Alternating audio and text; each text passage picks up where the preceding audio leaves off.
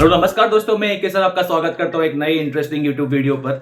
आज की वीडियो बच्चा बहुत ज़्यादा इंपॉर्टेंट रहने वाली है क्योंकि ना बहुत बच्चों के मैसेज आ रहे हैं मुझे, ठीक है ना, कि सर मैक्रो इकोनॉमिक्स के बारे में, इकोनॉमिक्स का मैक्रो इकोनॉमिक्स के बारे में कोई टॉपिक लेके आइए, राइट। तो मैक्रो इकोनॉमिक्स का टॉपिक मैं आपके सामने आज लेके आ गया हूँ और वो भी सबसे मेन टॉपिक, राइट। सबसे मेन टॉपिक अगर बात करूं मैं, जो कि 7 चैप्टर है मैक्रो इकोनॉमिक्स का, ठीक है ना, नेशनल इनकम बच्चों, यस, नेशनल इनकम के बारे में आज हम वो क्वेश्चन को डिस्कस करेंगे, ठीक है ना, और समझने की कोशिश करेंगे कि क्वेश्चन में क्या दिया और कैसे क्या दिया। और ये जितने भी हम क्वेश्चन करने वाले, राइट, वो 8 मार्क के क्वेश्चन है, राइट, 8 मार्क के क्वेश्चन है। तो और हम साथ ही में कैसे करेंगे, हमने जो है वो स्टडी प्लान बनाया था। देखो, मैंने कुछ टाइम पहले एक वीडियो अपलोड की थी इंपॉर्टेंट क्वेश्चन की इकोनॉमिक्स की, राइट। उसमें मैंने जो इंपॉर्टेंट क्वेश्चन जो दिए थे, मैंने 3 क्वेश्चन दिए थे मैक्रो इकोनॉमिक्स के, उसी को आज हम जो है एक बार हम लोग करने वाले, राइट। तो अगर अभी तक आपने चैनल को सब्सक्राइब नहीं किया, सब्सक्राइब कर लो।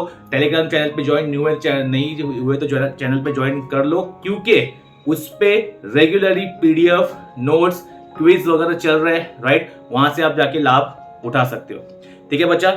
चलिए शुरू करते हैं। जैसे कि आपको स्क्रीन पर दिख रहा है, राइट, कि हमने देखा है कि हमने आपको खाली मैं एक बता रहा हूँ कि स्टडी प्लान ऑफ इकोनॉमिक जो मैंने कुछ टाइम पहले वीडियो अपलोड की थी, ठीक है, उसमें मैंने इंपॉर्टेंट क्वेश्चन दे दिए थे इकोनॉमिक्स के, ठीक है ना। ये इंपॉर्टेंट क्वेश्चन आपको दिख रहे हैं। उसके अंदर अगर मैं डायरेक्ट 7 चैप्टर पे जाऊं, राइट, डायरेक्ट 7 चैप्टर जो हम कौन से क्वेश्चन के बारे में डिस्कस करने वाले, ये राइट, ये जो क्वेश्चन है, राइट, 3 क्वेश्चन दिख रहे हैं बच्चा आपको। ये एग्जाम के लिए ये 3 क्वेश्चन आपको करके जाने 7 चैप्टर से मैक्रो के, right. Explain any features of national income, right, और explain practical difficulty involve in measurement of national income, और third explain methods of measuring what, national income. अच्छा, सेकेंड वाला जो क्वेश्चन है प्रैक्टिकल थियरी, ठीक है ना, इसके साथ साथ में हम लोग थियोरेटिकल डिफिकल्टी देखने वाले हैं, ठीक है ना।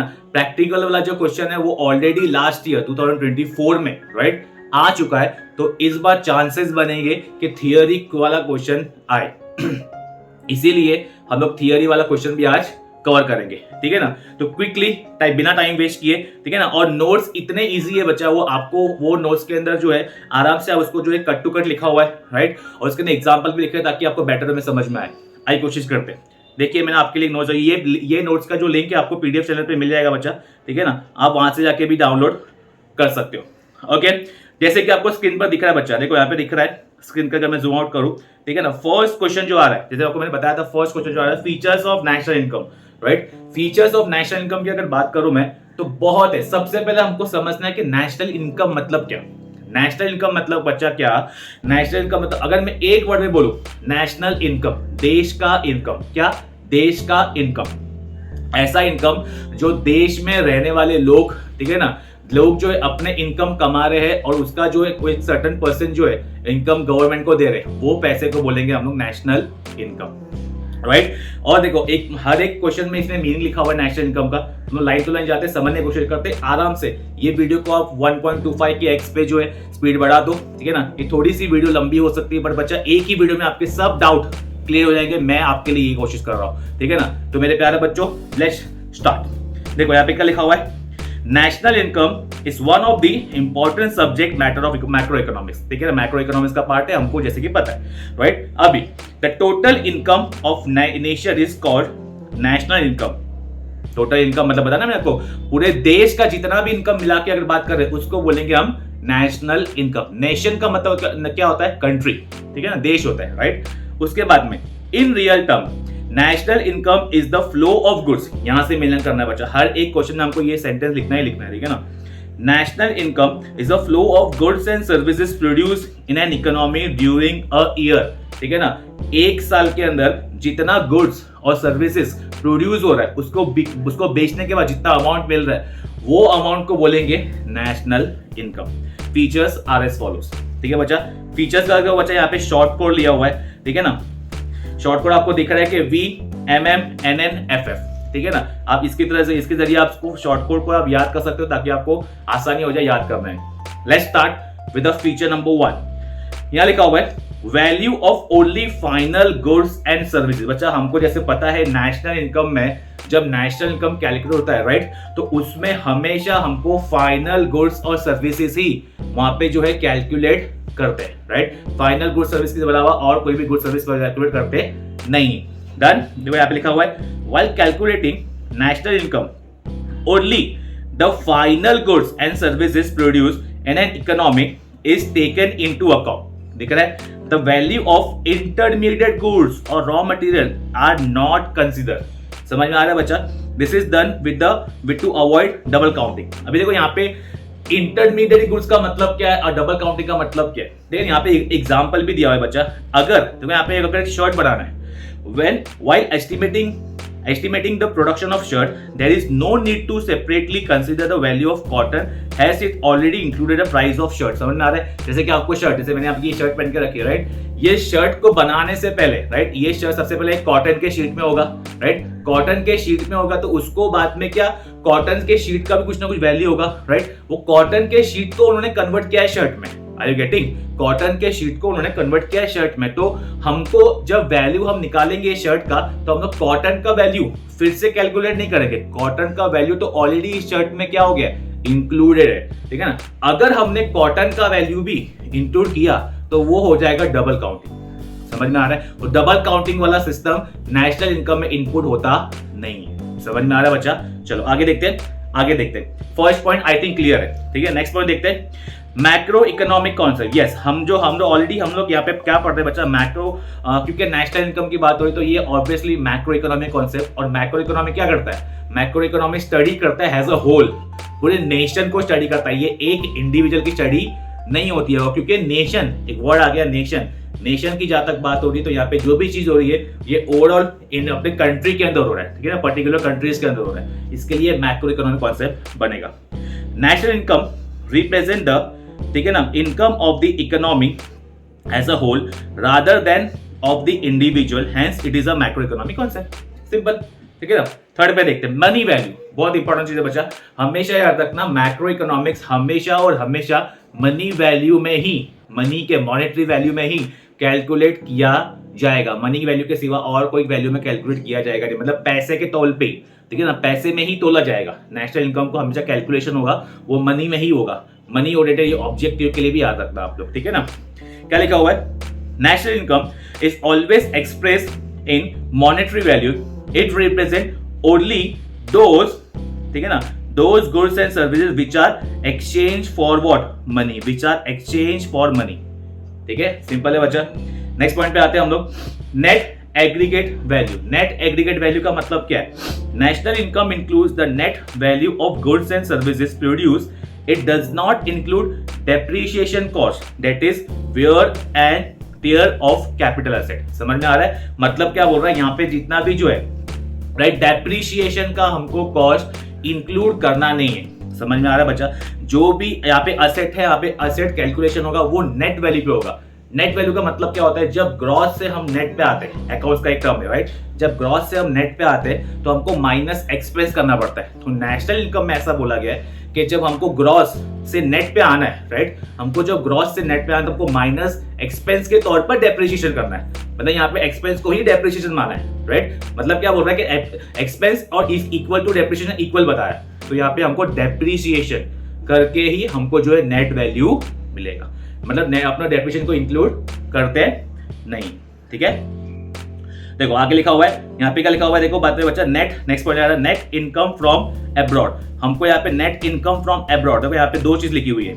एक तो ये x माइनस एम और r माइनस पी. क्या है समझते हैं? National income includes net income from abroad, that is difference between export value and import value. देख रहे हैं बच्चा? x minus m and difference between receipt and abroad and payment. सबसे पहले x माइनस एम मतलब क्या? x माइनस एम मतलब क्या? जितना भी एक्सपोर्ट हो रहा है, ठीक है ना, माइनस जितना भी इंपोर्ट हो रहा है. एक्सपोर्ट मतलब क्या?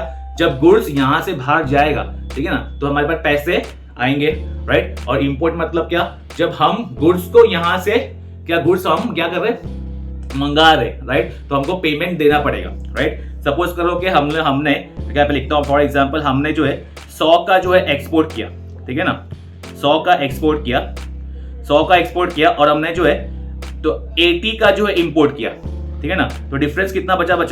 20 बचा. 20 क्या हो गया अपना? x minus m. ठीक है ना? समझ में आ रहा है बच्चा? ठीक है, चलो उसके बाद में देखते हैं. उसके बाद में क्या लिखा हुआ है? बात देखो आर माइनस पी लिखा हुआ है। आर माइनस पी मतलब क्या होता है? आर माइनस पी मतलब receipt minus payment, right? Receipt minus payment मतलब क्या कि यहाँ पे बता रहा है कि भाई रिसिप्ट और पेमेंट मतलब अपने यहाँ पे जैसे कुछ लोग, ठीक है ना, अपने यहाँ पे जो है, अब रिसिप्ट मतलब क्या, अपने बाहर वाली कंट्री से इनकम आ रहा, बाहर वाली कंट्री से अपने देश के अंदर इनकम आना, और पेमेंट मतलब अपनी कंट्री से बाहर की कंट्री में पेमेंट जाना, राइट? उसको बोलेंगे रिसिप्ट माइनस पेमेंट, ठीक है? तो ये भी हमको इंक्लूड करना पड़ेगा। Then we have financial year. Financial year मतलब क्या? National income is always express with reference to time period in India, it is from 1st April to 31st March। देख रहा है बच्चा? मतलब क्या बोल रहे हैं कि यहाँ पे बोल रहा है कि हमेशा नेशनल इनकम कैलकुलेट कब होगा? 1st अप्रैल से लेकर 31st मार्च के बीच में होगा, जिसको हम लोग फाइनेंशियल ईयर पे बोलते हैं। जैसे आपको अकाउंट्स का टर्म का पता ही है, राइट? सिंपल है।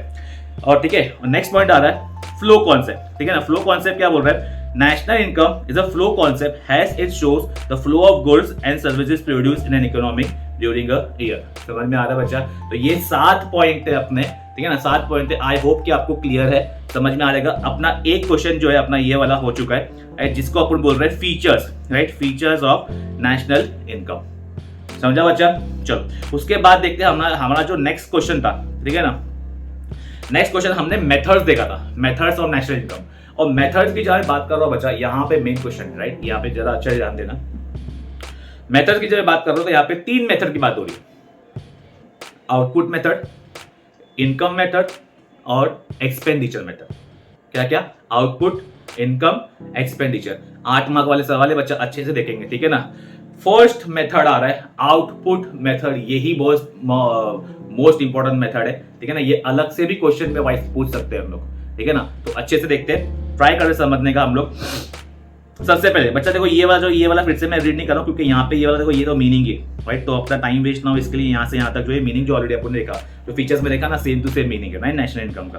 चलो अभी यहाँ से चलो रहा, देखो the output method approaches national income from output side. दिख रहा है? आउटपुट मेथड जो है वो नेशनल इनकम को कहां से देखता है? Output side. मतलब क्या? कितना अपने यहाँ पे आउटपुट, कितना यहाँ पे प्रोडक्शन हो रहा है। Are you getting? This method is also known as product method और इन्वेंट्री मेथड ऑब्जेक्टिव के लिए। ये याद रखना, ये मेथड को हम लोग प्रोडक्ट मेथड और इन्वेंट्री मेथड भी बोलते हैं, राइट? याद रहेगा। चलो उसके बाद में according to this method the economy is divided into different sector such as agriculture, ठीक है ना? वेरियस सेक्टर में डिवाइडेड है अपना इकोनॉमी। एग्रीकल्चर, माइनिंग है, मैन्युफैक्चरिंग है, स्मॉल इंटरप्राइज है, ठीक है ना? Consumer, commerce, transport, communication and other service. अलग अलग सेक्टर्स में अपना जो है ये डिवाइडेड। अभी ये सेक्टर में से आउटपुट, कितना आउटपुट प्रोडक्शन हो रहा है, उसके बेसिस पे नेशनल इनकम कैलकुलेट करेंगे। मतलब क्या? कौन से सेक्टर में कितना आउटपुट हो रहा है, उसके बेसिस पे हम लोग क्या करेंगे? नेशनल इनकम कैलकुलेट करेंगे। देखिए आगे क्या लिखा हुआ है? Under this method, right? Under this method national income is calculated by the following 2 वे। 2 तरीके से नेशनल इनकम कैलकुलेट कर सकते हैं, तो अपना आउटपुट मेथड में फर्स्ट क्या लिखा हुआ है? Adding the market value, first वाला, ये वाला, adding the market value of all final goods and services produced during the year. हमको सभी का सभी जो है, जो मार्केट, जो फाइनल गुड्स वैल्यू है, जो भी वैल्यू है वो फाइनल गुड्स के ऊपर, मतलब एकदम फाइनल कंजम्पशन वाला गुड्स। समझ में? जैसे कि आपको मैंने शर्ट का एग्जांपल दिया था, राइट? तो कॉटन का वैल्यू हमको इंक्लूड नहीं करना है, हमको डायरेक्ट शर्ट का वैल्यू इंक्लूड करना है, राइट? हमको सिर्फ खाली शर्ट के प्राइस से मतलब है, राइट? तो उसको बोलेंगे फाइनल गुड्स का वैल्यू। फर्स्ट मेथड, फर्स्ट तरीका। सेकेंड लिखा हुआ है adding the value added at each stage of production till the final stage of production. समझ में आ रहा है? हर एक स्टेज में कितना वैल्यू एक प्रोडक्ट ऐड कर रहा है, हर एक स्टेज में कितना वैल्यू ऐड कर रहा है, वो समझेंगे हम लोग डीप में, आगे देखते हैं। नेक्स्ट लिखा हुआ है while using this method utmost care must be taken to avoid multiple और डबल काउंटिंग। डबल काउंटिंग का ऑलरेडी मतलब हमने देख लिया है, ठीक है? डबल काउंटिंग का मतलब हमको पता ही है कि क्या होता है, ठीक है बच्चा? उसके बाद में output matter is widely used in the underdeveloped country, however it is less reliable because of the margin of error। ये थोड़ा सा मतलब, ये थोड़ा सा इसमें थोड़ा मतलब एक्यूरेसी कम होने की वजह से यहाँ पे जो है ये अंडर डेवलप्ड कंट्रीज वगैरह में ये मेथड यूज किया जाता है, right? In India this method is applied to certain sectors, agriculture हो गया, माइनिंग हो गया, देन मैन्युफैक्चरिंग हो गया, including handicraft, but it is not applied to transport, commerce, communication sector of India. बच्चा ये ऑब्जेक्टिव के लिए याद रखना, ठीक है ना। इन लोग ऐसा पूछ सकते हैं कि इंडिया में ये सब जगह पे अप्लाइड होता है जबकि यहाँ पे अप्लाइड नहीं होता है, ये याद रखना, ठीक है ना। चलो, और लास्ट क्या आ रहा है, लास्ट मीनिंग इसका, this method suggest two alternative approach of the for the measurement of GNP, namely final goods approach and value, जो ऑलरेडी अपन देखा, ठीक है ना। तो एक एक करके समझते हैं हम लोग कि फाइनल गुड्स अप्रोच क्या होता है, राइट। फर्स्ट टाइप आ रहा है final goods approach. Final good approach के जैसे कि मैंने आपको मतलब बता दिया कि यहाँ पे हम लोग जो है इंटरमीडिएट गुड्स की वैल्यू के बारे में बात नहीं करेंगे, हम डायरेक्टली बात करेंगे फाइनल गुड्स के बारे में। आई यू गेटिंग? हम लोग जो है फाइनल गुड्स के बारे में डायरेक्टली बात करेंगे, मतलब हम लोग इंटरमीडिएट गुड्स के बारे में बात करने वाले नहीं, ठीक है ना। तो यहाँ पे क्या लिखा हुआ है, as per this approach while measuring national income the value of all final goods, ठीक है ना, फर्स्ट वाला, all goods, final goods and services produced in a primary, secondary or tertiary sector are included, ठीक है। The value of all intermediary transaction are ignored। Intermediate मतलब वही हुआ ना, मैं आपको बताया था अभी भी, शर्ट बना दिया पर शर्ट कॉटन से बन रहा है, कॉटन के शीट से बन रहा है, तो कॉटन का शीट का जो वैल्यू है हम लोग वो इंक्लूड करेंगे नहीं, हमको उनको इसको इग्नोर करना पड़ेगा क्योंकि ऑलरेडी उसका वैल्यू शर्ट के अंदर आ चुका है। डन। चलो, उसके बाद में जो क्या क्या लिखा है बच्चा, next point, final goods which are ready for final consumption. Final goods का मतलब है goods which are ready for final consumption, ठीक है। इंटरमीडिएट गुड मतलब क्या, goods involve in process of the producing final goods. समझ में आ रहा है बच्चा, ठीक है। Hence value of final goods, final output includes the value of intermediate product. Final goods के अंदर ही इंटरमीडिएट गुड्स होता है, ठीक है ना। एग्जाम्पल वहां पे लिखा है बच्चा, price of bread include the cost of wheat, making of flour etcetera. Here wheat and flour are both what, intermediate goods, ठीक है ना। बाद में ब्रेड बनाने के लिए वो अपना आटा और ये गेहूं लगता है, तो ऐसा लिखा हुआ है, राइट। तो यहाँ पे जो है ऑलरेडी इसमें प्राइस को इंटरमीडिएट गुड्स को इंक्लूड कर दिया गया and their values are paid during the production process in the final product that is bread. The values of intermediate goods are already what included. I hope की समझ में आ रहा रहेगा, ठीक है ना। आगे हम लोग बढ़ते बच्चा, देखो लाइन लिखा हुआ है यहाँ पे, नेक्स्ट पॉइंट लिखा हुआ है, separate accounting of values of intermediate goods and final goods will lead to double counting. Simple है ना बच्चा, वही तो बताया आपको मैंने कि अगर दो बार उसको काउंटिंग कर लिया तो क्या हो जाएगा, डबल काउंटिंग हो जाएगा, राइट। समझ में आ रहा है। उसके बाद में, in order to avoid double counting only the value of final goods और goods must be computed. I hope की समझ में आ रहा रहेगा, ठीक है बच्चा। चलो, उसके बाद देखते हैं नेक्स्ट मेथड आ रहा है वैल्यू एडेड अप्रोच। हाँ, इसमें मैं बता रहा था आपको, वैल्यू एडेड अप्रोच में कैसा होता है कि ना हर एक स्टेज में जो है वैल्यू ऐड होते जाएगी। समझ में, वैल्यू मतलब अमाउंट, समझ में आ रहा है। हर एक स्टेज में, जैसे फॉर एग्जाम्पल शर्ट का एग्जाम्पल लेते हैं जो अपन कंटिन्यू किया था, ठीक है ना। कॉटन का शीट था, राइट। कॉटन को कॉटन के शीट में कन्वर्ट किया सबसे पहले तो, ठीक है ना। तो थोड़ा कुछ वैल्यू बन गया उसका, थोड़ा कॉटन का समझो फॉर एग्जाम्पल 10 रुपए वैल्यू है, ठीक है ना। और वो उसको कन्वर्ट किया कॉटन के शीट में, तो समझो फॉर एग्जाम्पल 50 रुपए वैल्यू हो गया, बढ़ गया उसका वैल्यू, कॉटन शीट हो गया ना, और यूजफुल हो गया, मतलब वो चीज। अब कॉटन का शीट शर्ट में कन्वर्ट हो गया, समझ में आ रहा है, शर्ट में कन्वर्ट हो गया, तो अभी क्या उसका वैल्यू फॉर एग्जाम्पल 100 रुपए से कितना हो गया, 200 रुपया हो गया। मतलब क्या, अभी शर्ट में जो है बटन लग गए, बाद में उसके पॉकेट लग गया, बाद में कॉलर लग गया, ये सब ऐड होते क्या। तो हर एक स्टेज में 200 की जगह पे 50 रुपया और हो गया, 30 रुपया और हो गया, ऐसे करते करते शर्ट जो है फाइनल प्रोडक्ट जो बन के रेडी हुआ वो है 500 का शर्ट बन गया। मतलब क्या, मतलब कॉटन कितने का था, 10 रुपए का, अब 10 रुपए से देखो 500 का प्रोडक्ट बन गया। समझ में आ रहा है। तो जितना भी बीच में वैल्यू जो ऐड हुआ है उसी को बोलते हैं हम लोग वैल्यू एडेड प्रोडक्ट। समझ में आ रहा है बच्चा। देखते क्या लिखा हुआ है, according to the approach value added at each stage of the production process is included in national income. ठीक है, the value added is difference between the value of final output and input at each stage of production. और value of added, value added मिलेगा कैसे हमको, एक formula दिया बच्चा यहाँ पे कि value added is equal to value of final output minus value of input. ठीक है ना। चलो उसके बाद में third GNP is a sum total of value added by the different stage of the production process till the final output is reached in the hands of the consumer। I hope की समझ में आ रहा रहेगा। Simple लिखा है बच्चा यहाँ पे, अपने को ज्यादा को लिखना नहीं, हमको खाली बस स्टार्टिंग का लाइन लिखना है, हमको ये फॉर्मूला याद रखना है बस खाली। ठीक है ना। बाद में को ये भी एक टेबल बनाया बच्चा यहाँ पे, ये अपने को टेबल एक्सप्लेन करना पड़ेगा। अब देखो इसमें कॉन्सेप्ट क्या है, बड़ा समझना बच्चा इसमें।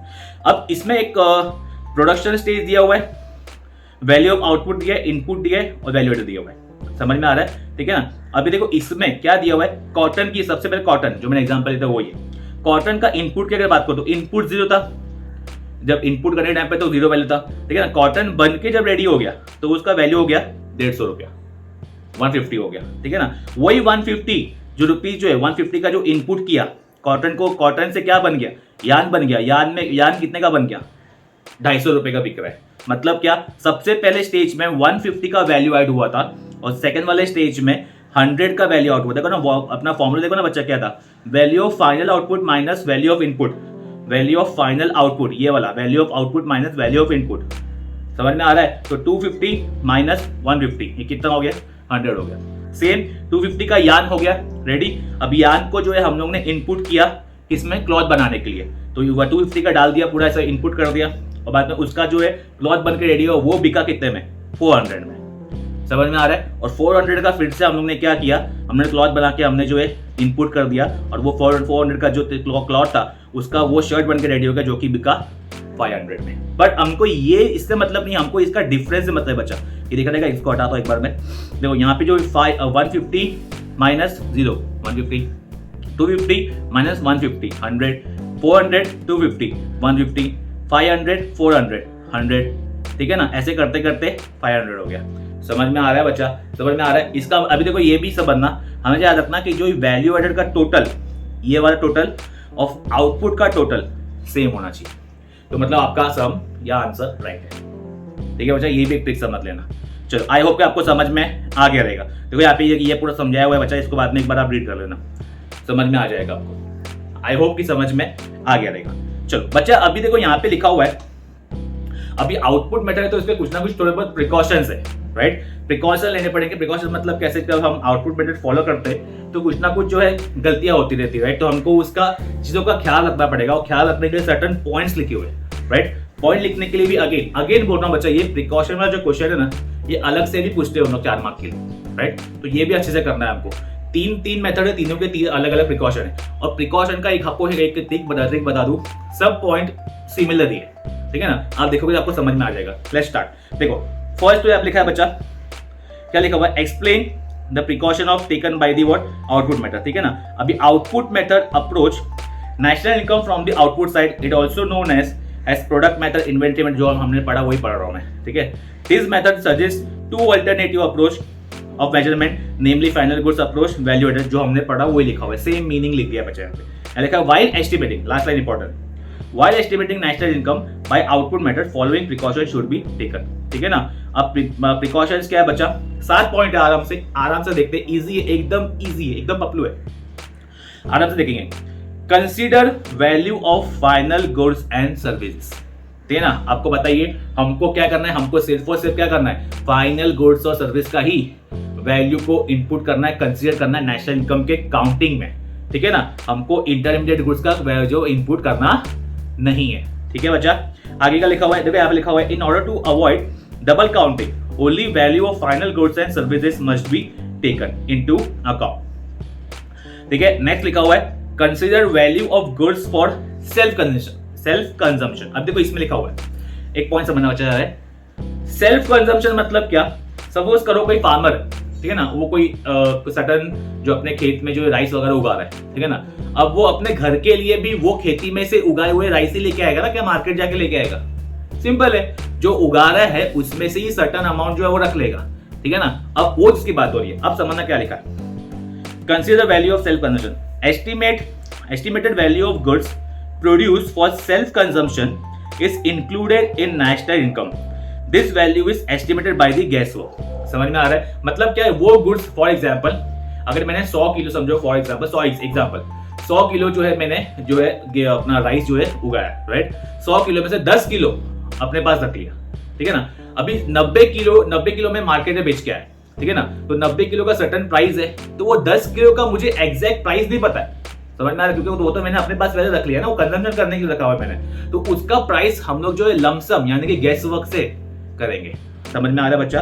यहाँ लिखा हुआ है एग्जांपल भी, example farmer produce 5000 of rice, 5000 kg of rice and may keep 100 kg of rice for what, self consumption, ये कोई लिखा हुआ है,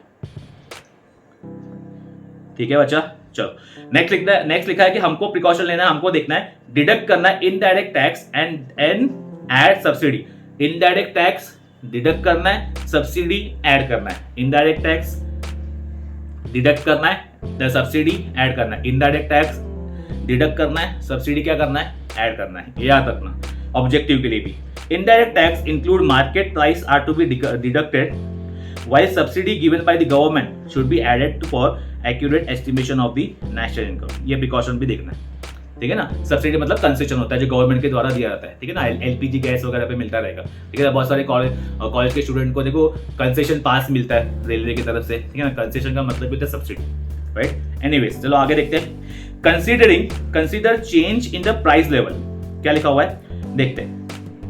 It is necessary to consider the change in the price level between different years while evaluating output.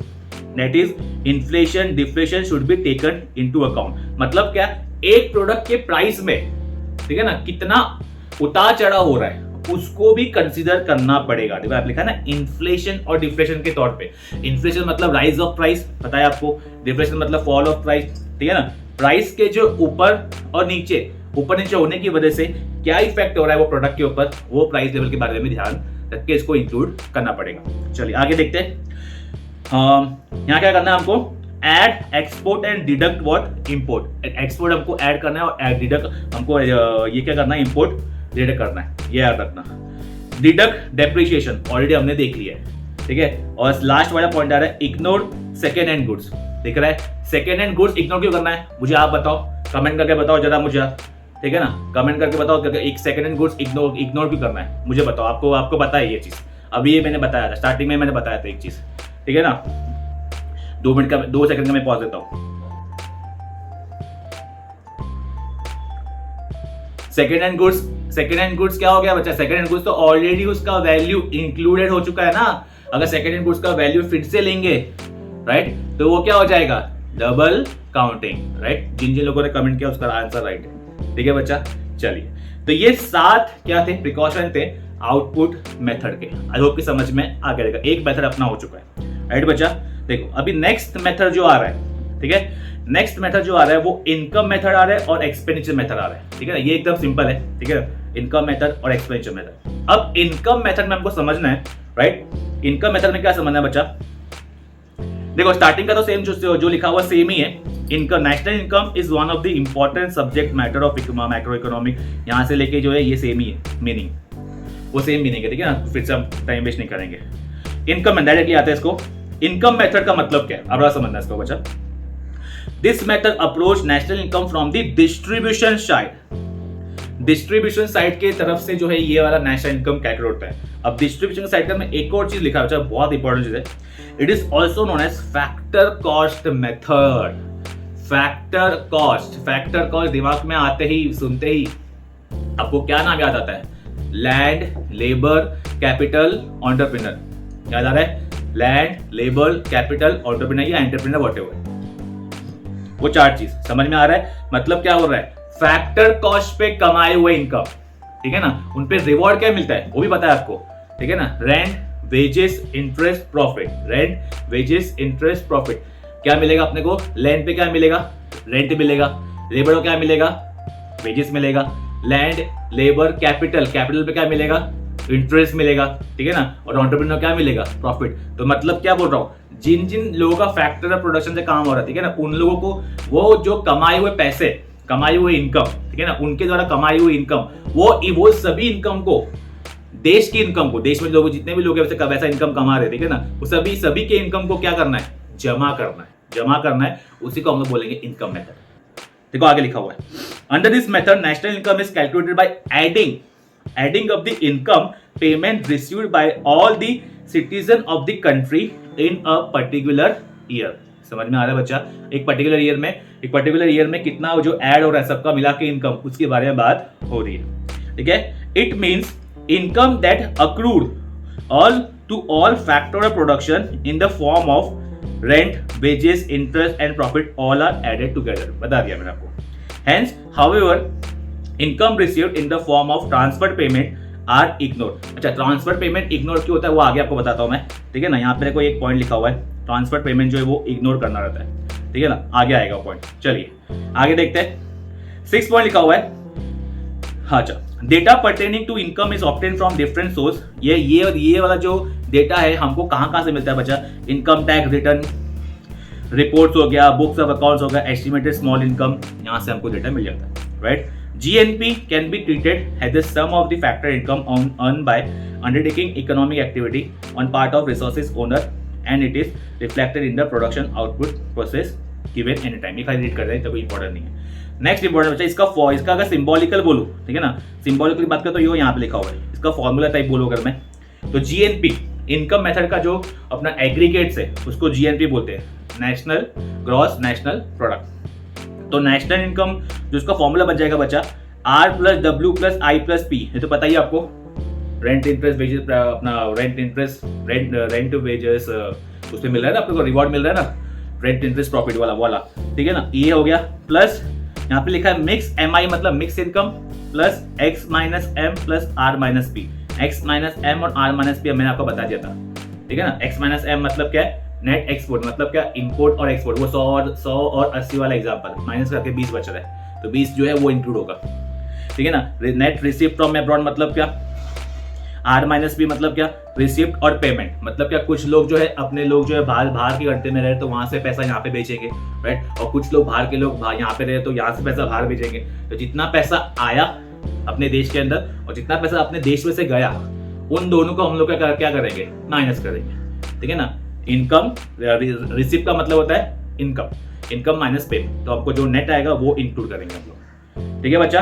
अभी next लिखा हुआ है, India के अंदर NIC यानी कि national income committee of central statistical organisation CSO use the income method for adding up the income arising from trade, transport, professional and liberal art, public administration and domestic services. समझ में आ रहा है बच्चा? ठीक है, तो ये अपना इनकम मेथड भी खत्म होता है। आई थिंक बहुत इजी। इसके प्रिकॉशन है, प्रिकॉशन हम एक्सपेंडिचर मेथड के साथ में करेंगे, ठीक है ना, सिमिलर प्रिकॉशन है।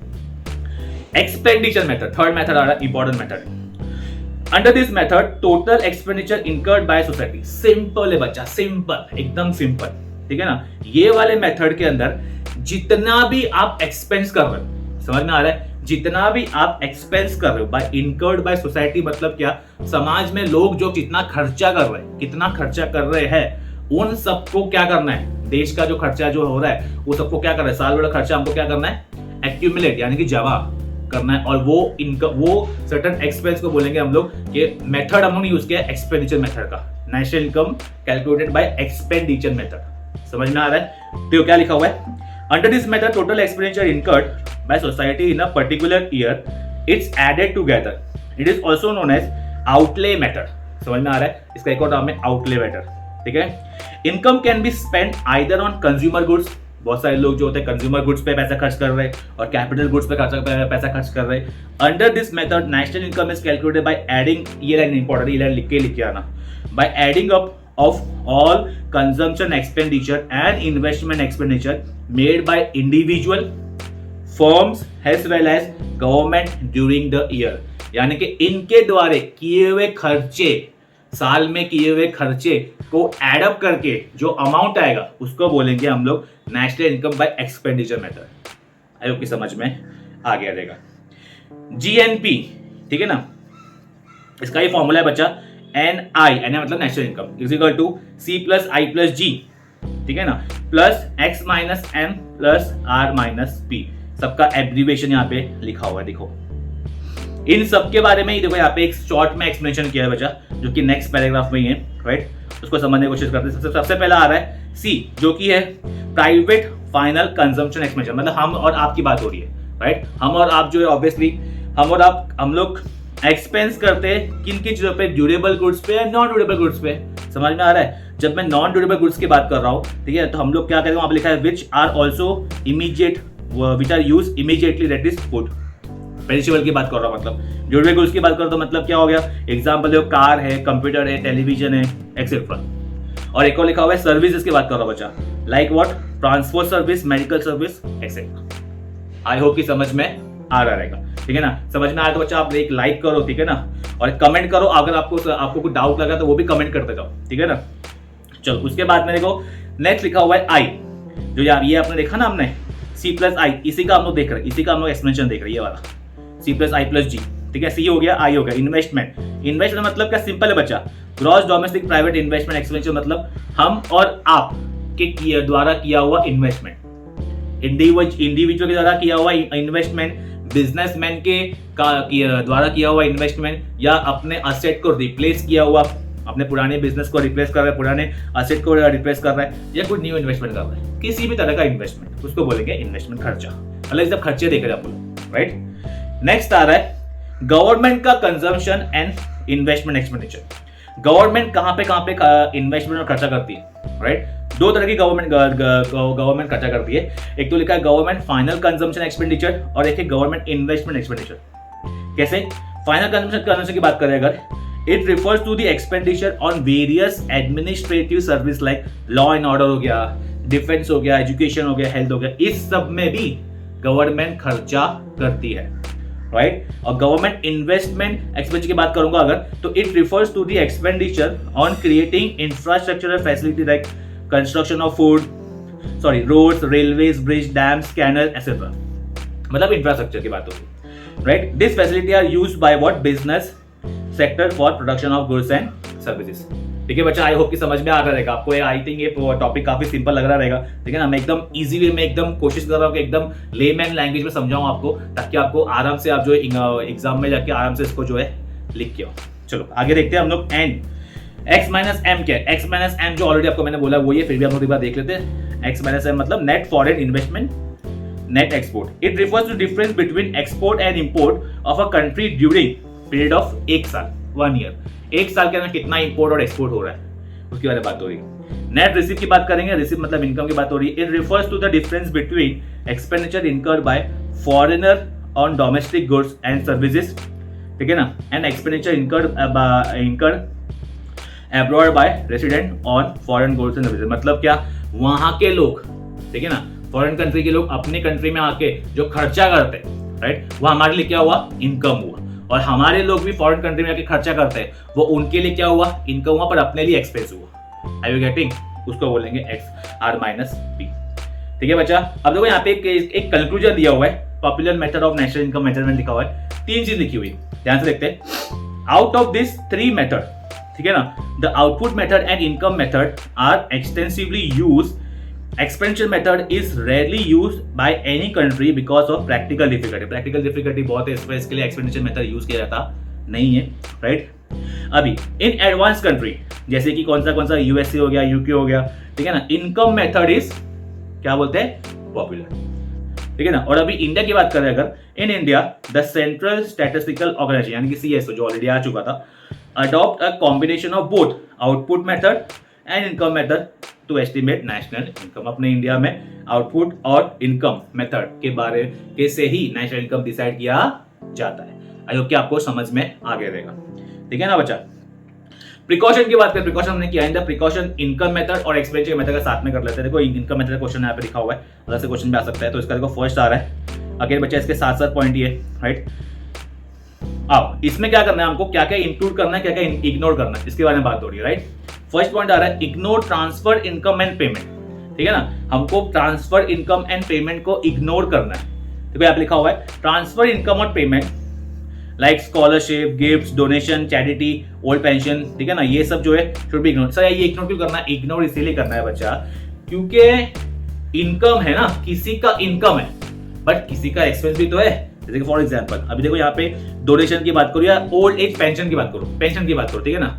कोई ओल्ड एज पर्सन को पेंशन आ रहा है तो उसकी तो इनकम हो गई, राइट, पर गवर्नमेंट के लिए क्या हो गया, एक्सपेंस हो गया, ठीक है ना। तो किसी का इनकम किसी का एक्सपेंस हो रहा है तो वो चीज को वो क्या, वो पैसा ट्रांसफर हो रहा है बिना किसी काम के, बिना किसी प्रोडक्टिव गेन के, राइट। इसके लिए ये इनकम को इग्नोर किया जाएगा नेशनल इनकम की कैलकुलेशन में। आई होप कि समझ में आ जाएगा, एकदम इजी लैंग्वेज में बता रहा हूं बच्चा मैं आपको, ठीक है। Next point, ignore unpaid service. Unpaid मतलब क्या, जैसे अपनी मम्मी घर पे खाना बनाती है, राइट, जैसे आप किसी को कुछ गिफ्ट देते हो, राइट, अपने सपोज किसी को बर्थडे में गिफ्ट दिया, राइट? तो क्या आप क्या रात के 12 बजे के बाद बर्थडे खत्म होने के बाद का गिफ्ट वापस मांग लोगे कि भाई दे दे, मेरा इतना पैसा लग गया? ऑब्वियसली नहीं। समझ में आ रहा है? वो out of love, out of affection दिया हुआ है। समझ में आ रहा है? तो ये सब चीज को क्या करेंगे? अगर आप लिखा हुआ है all unpaid services like services of housewife, teaching, teacher teaching his or her child should be what? Ignore. ठीक है ना? ये सब पैसा इसको ये सब में इंक्लूड होगा नहीं। इंक्लूड सेकंड हैंड गुड्स क्यों नहीं करना है? बताया था मैंने आपको, आपने कमेंट भी किया हुआ है, राइट? सेकंड हैंड गुड्स क्यों नहीं करना है? क्योंकि ऑलरेडी उसका गुड्स का वैल्यू ऑलरेडी इंक्लूड हुआ है। Any income received from the sale of second hand goods like car, house etcetera should be ignored. ठीक है ना? ये डबल काउंटिंग हो जाएगा, याद है ना? Ignore shares and bond. Income from sale of shares and bond should be ignored as they do not what add anything to the real national income।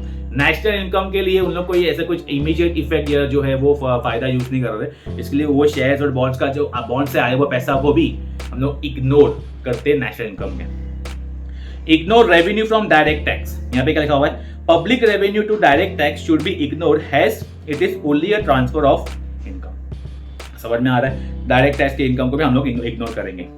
Include value of production of self consumption. मतलब देखो 5 चीज हमने ignore की थी, 2 चीज हम include करेंगे। अभी देखा था फार्मर का एग्जांपल दिखा था, याद है हमने? तो हमको क्या करना है? वो चीज का सेल्फ कंजम्पशन का जो वैल्यू होगा उसको इंक्लूड करना पड़ेगा एक लमसम अमाउंट से। बताया था मैंने एग्जांपल लेके, राइट? वही चीज है यहाँ पे। Include value of production for self consumption. Estimated value of production kept for self consumption are estimated rent of the owner occupied house too should be included. Also include next point undistributed profit of the company। Undistributed मतलब बच्चा जो profit बांटा नहीं गया, right? जो profit बांटा नहीं गया, बट आज नहीं बांटा है ना, कभी ना कभी तो बांटेंगे। समझ में आ रहा है? कभी ना कभी तो मतलब वो स्प्रेड होगा, कभी ना कभी तो वो उसको अलॉट करेंगे। वो लिखा है कि इसीलिए undistributed profit of the company, income of from government property and profit from public enterprise should be what? Included. I hope कि समझ में आ गया रहेगा। ये था इनकम मेथड के प्रिकॉशन, ठीक है ना? एक्सपेंडिचर मेथड के प्रिकॉशन भी सिमिलर है, जैसे आपको स्टार्टिंग में मैंने बताया था। फर्स्ट आ रहा है again ignore intermediate goods. Intermediate goods को इग्नोर करना है, ऑलरेडी आपको पता है, ठीक है ना? क्योंकि हमको डबल काउंटिंग से बचना है, ठीक है? इग्नोर सेकंड हैंड गुड्स, अभी देखा हमने। सेकंड हैंड गुड्स को भी हमको इग्नोर करना है क्योंकि ऑलरेडी उसका वैल्यू ऐड हो चुका है। क्लियर? बढ़िया है। इग्नोर ट्रांसफर पेमेंट, अभी देखा ट्रांसफर पेमेंट को, किसी का इनकम किसी का एक्सपेंस, इसीलिए क्या करना है? उसको इग्नोर करना है। Ignore financial asset repurchase. Expenditure on repurchase of financial asset such as shares, bonds. Again वही डिपेंड, मतलब शेयर से खरीदा हुआ, बॉन्ड से खरीदा हुआ पैसा होगा जो आ रहा है, राइट? वो उसको भी इग्नोर करना है। अभी देखा हमने जो पॉइंट ऊपर बड़ा बच्चा वही पॉइंट आ रहा है, दिखा जाएगा आपको। देखो खाली बस सेंटेंस अलग है, खाली मतलब तो वही नहीं कर रहा है। डिडक्ट क्या करना है? टैक्स को डिडक्ट करना है और ऐड क्या करना है? सब्सिडी। डिडक्ट टैक्स को ऐड करना है, सब्सिडी टैक्स को डिडक्ट करना है और सब्सिडी को ऐड करना है। कंसीडर फाइनल गुड्स, हमेशा हमको फाइनल गुड्स को ही देखना है, ना कि इंटरमीडिएट गुड्स को। आई होप कि समझ में आ गया रहेगा। समझ में आया बच्चा? देखो अभी स्मॉल रिकैप है बच्चा, स्मार्ट रिकैप दिख रहा है आपको। देखो यहाँ पे स्मार्ट में दिया हुआ है एकदम, ठीक है ना? इसका ऑलरेडी मैं आपको जो है आपको मैं इसका ये जो PDF ये जो है आपको टेलीग्राम चैनल पे दे दूंगा, तो आप प्लीज जाके ज्वाइन कर लो, तो आपको मिल जाएगा वहां पे जाके, ठीक है ना? चलिए लास्ट 2 क्वेश्चन बचे हैं बच्चा अपने लिए, आ जाओ।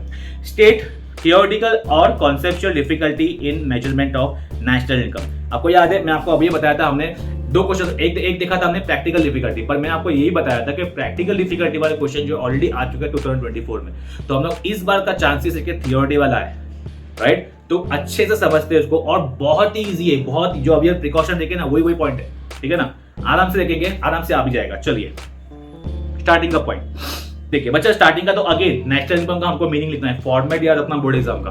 Meaning, definition, main answer, meaning, definition, main answer, meaning, definition, main answer, ठीक है ना? मीनिंग वही है नेशनल इनकम के बारे में लिखना है जो ऑलरेडी हमने अभी पढ़ा है, सभी आंसर सेम मीनिंग है, ठीक है? फिर से हम वो पढ़ने वाले नहीं।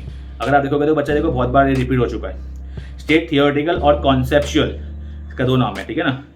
थियोरेटिकल और कॉन्सेप्चुअल डिफिकल्टी। चलो इसका जो शॉर्ट कोड है बच्चा, I cut VIP, I cut VIP, I cut VIP, I cut VIP, I cut VIP का आई, ठीक है? अच्छा थियोरेटिकल डिफिकल्टी क्या होता है? ये जब भी नेशनल इनकम कैलकुलेट करने जाते हैं, ठीक है ना, तो कुछ ना कुछ जो एक्चुअल जब करते कैलकुलेट करते हैं, तो उसमें कुछ ना कुछ जो है वो एक होता है, एक प्रिजम्पशन वाला कॉन्सेप्ट आ जाता है, उसमें कुछ डिफिकल्टी आती है, तो वही सब डिफिकल्टी के बारे में हम बात करने वाले। आइए समझते हैं। फर्स्ट लिखा हुआ है इलीगल इनकम, आई मतलब इलीगल इनकम, ठीक है ना। इलीगल इनकम को अभी इसमें ये लिखा हुआ है कि कौन सा इनकम को इग्नोर करना है, कौन सा इनकम को रखना है। इलीगल इनकम क्या लिखा है, such as income from gambling हो गया, ब्लैक मार्केटिंग हो गया, थेफ्ट हो गया, स्मगलिंग हो गया, are not included in national income. क्यों नहीं करना है बच्चे नेशनल इनकम में इंक्लूड, बताओ नेशनल इनकम में इंक्लूड क्यों नहीं करना है, कमेंट करो बिलो, क्यों नहीं करना है। क्योंकि ये कमाया हुआ पैसा नहीं है, समझ में आ रहा है। जो चीज कमा नहीं रहे और वो पैसा आ रहा है, राइट, जो चीज कमा नहीं रहे, फिर से बोल रहा हूँ, जो चीज कमा नहीं रहे और पैसा आ रहा है वो पैसे को इंक्लूड नहीं करना, यानी कि प्रोडक्टिव इनकम होना चाहिए। प्रोडक्टिव इनकम नहीं है, प्रोडक्टिव मतलब कुछ काम करके आ रहा है, आर यू गेटिंग, ठीक है ना। तो उसके अलावा हमको वो इनकम को इंक्लूड करना नहीं है। चलिए नेक्स्ट पॉइंट देखते हैं, चेंजिंग प्राइस लेवल। इसमें समझते बराबर, ये थोड़ा कंफ्यूजिंग वाला है। चेंजिंग प्राइस लेवल का एग्जाम फर्स्ट पॉइंट आ रहा है, the changes in price level cause difficulty in calculating national income. कभी कभी प्राइस में ऊपर नीचे होने की वजह से डिफिकल्टी होती है। डिफिकल्टी कैसी होती है, एग्जाम्पल, व्हेन, थोड़ा जूम करता हूं इसको, हाँ अभी देखो, when an increase in the price level the national income में show a rising trend even though the production में हैव डिक्रीज। समझ में आया क्या लिखा है, अभी देखो, when an increase in the price level मतलब प्रोडक्ट का प्राइस बढ़ रहा है, ये याद रखना, ठीक है ना, प्रोडक्ट का प्राइस बढ़ रहा है, नेशनल लेवल में शो अ राइजिंग ट्रेंड। तो प्रोडक्ट का प्राइस बढ़ रहा है, फिर भी लोग खरीद रहे, ठीक है ना, तो इसीलिए नेशनल इनकम भी क्या हो रहा है, बढ़ रहा है। बट क्या हो रहा है, बट प्रोडक्शन क्या हो गया, प्रोडक्शन कम करना पड़ा क्योंकि प्रोडक्ट का प्राइस ऑलरेडी बढ़ चुका है।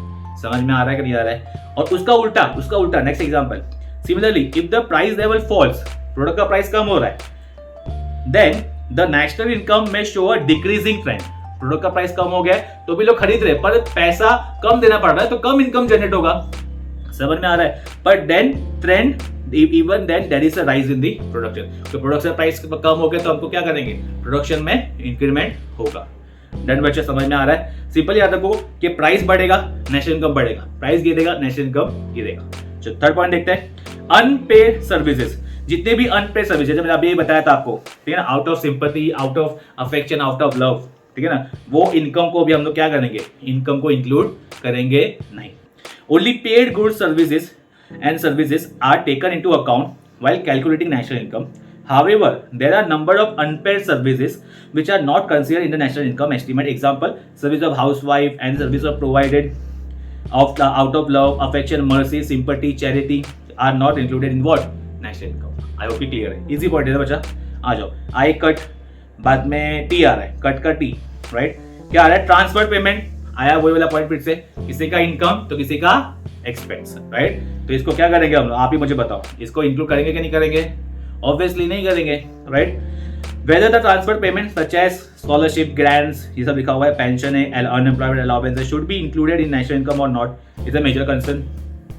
This is because they are a part of individual income on one hand and part of government expense on other hand। बताया ना मैंने आपको, किसी का इनकम और किसी का एक्सपेंस, ठीक है ना।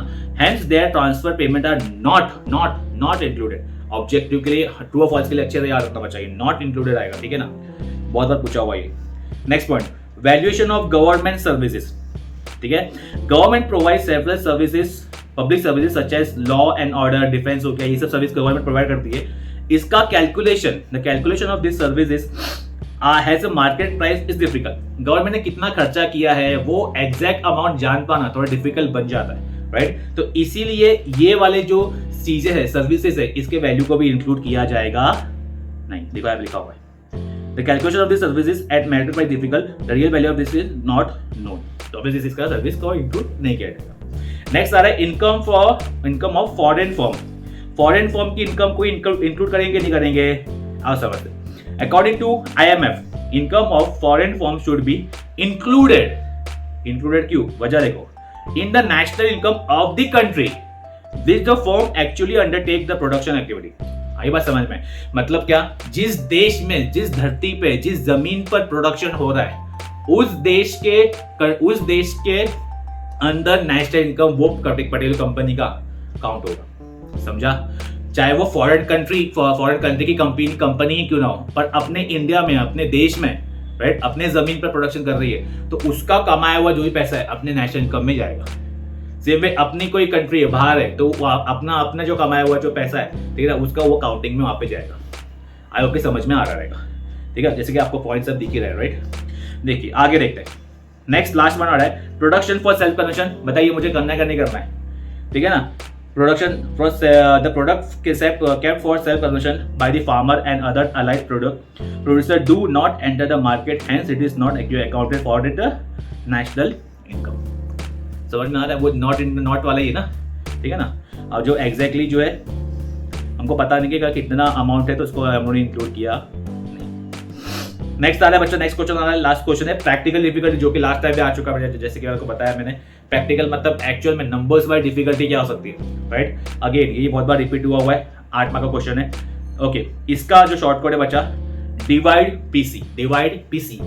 पीसी। चलो डिवाइड का डी क्या है, फर्स्ट पॉइंट आ रहा है डेप्रीशिएशन। बताइए मुझे आप इंक्लूड करते हैं या नहीं करते हैं, कमेंट करो बच्चा जल्दी जल्दी, ठीक है ना। चलो देखते करते हैं। Depreciation refers to wear and tear of capital asset due to their use in the production process। Depreciation मतलब जो यूजेस कॉस्ट के, जो यूजेस करने की वजह से एक असेट की वैल्यू कम हो जाना, उसको बोलते हैं wear and tear, ठीक है ना।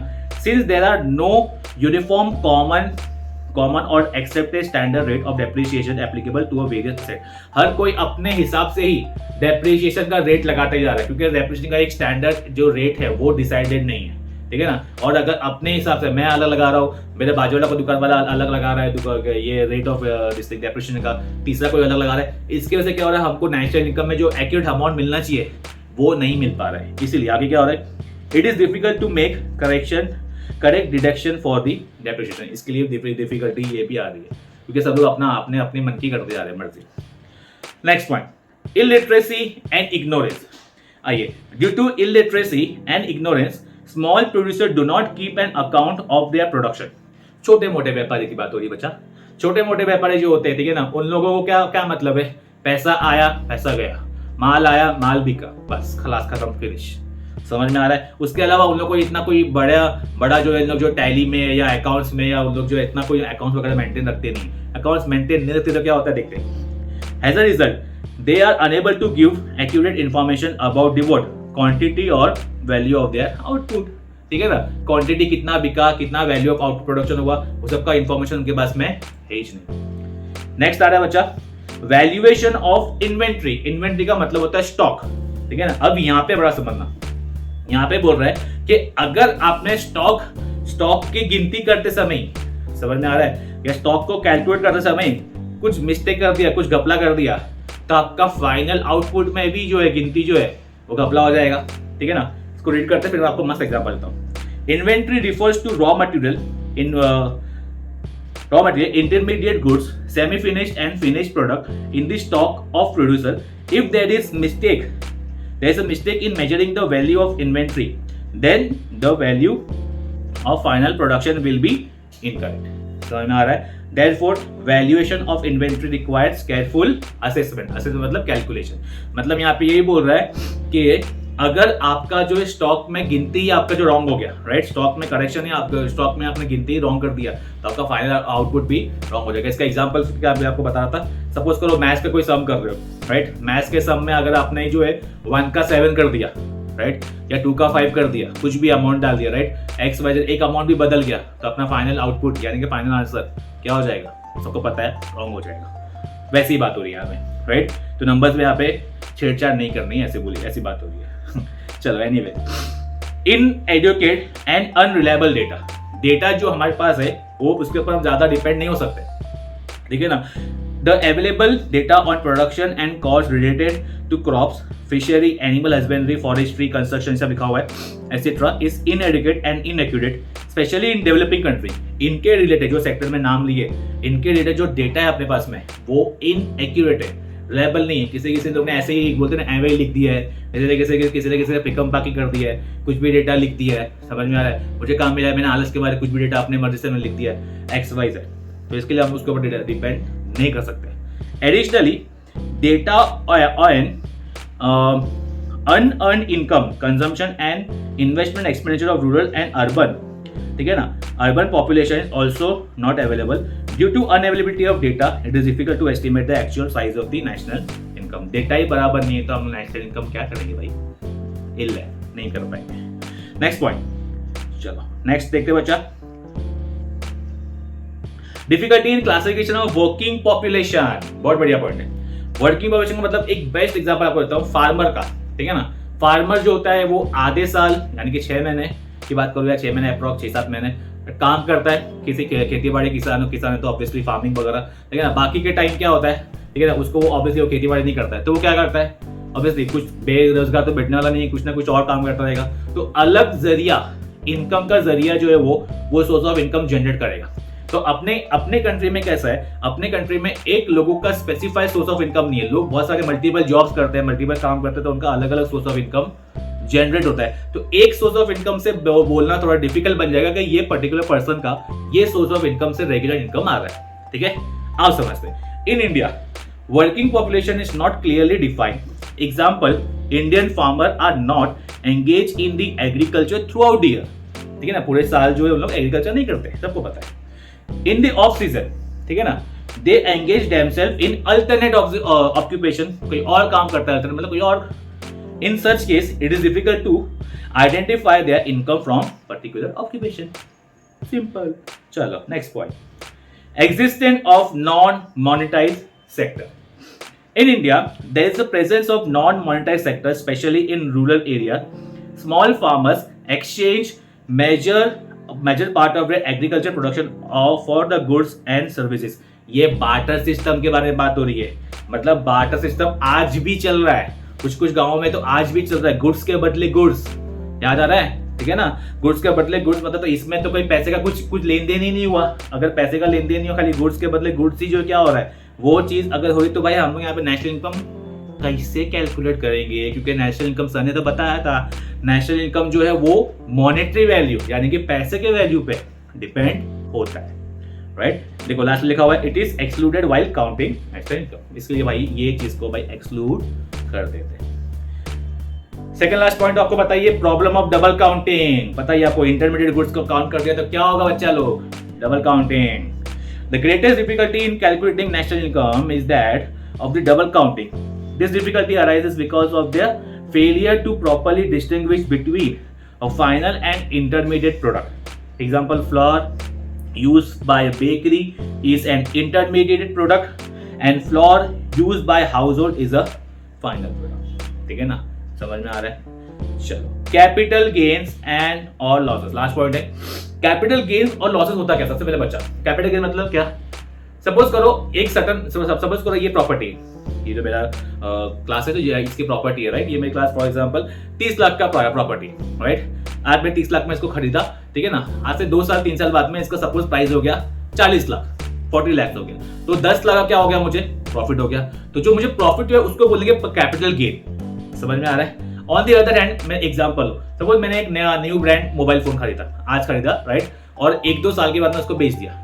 एक फॉर एग्जांपल मैंने 50,000 में मैंने मोबाइल खरीदा, ठीक है ना, उसके बाद में 2-3 साल बाद में उसको बेचा तो मुझे उसको कुछ 20-25 हजार ही आया, राइट। तो मतलब क्या हुआ, मेरा वो प्रॉपर्टी का, वो असेट का मेरा वैल्यू क्या हो गया, डिक्रीज हो गया। मतलब क्या, प्रॉपर्टी पे वैल्यू अगर डिक्रीज हो रहा है उसको बोलेंगे कैपिटल लॉस, और वैल्यू अगर इंक्रीज हो रहा है, ठीक है ना, वो 30 का जो 40 हो गया था, 40 लाख हो गया था, राइट, उसको बोलेंगे कैपिटल गेन। तो capital gain and capital loss asset पे होता है। कैपिटल गेन्स और losses are not included in the national income because, वजह है इसकी, they do not result from current economic activity.